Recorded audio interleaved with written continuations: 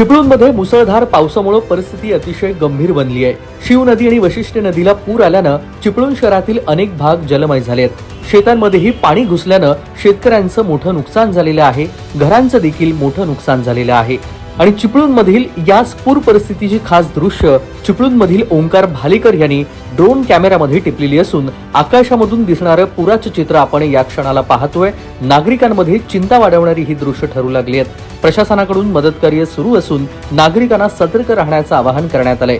चिपळूण शहरातील जनजीवन हे विस्कळीत झालेले असून प्रशासनाकडून सध्या बचाव आणि मदत कार्य सुरू आहे।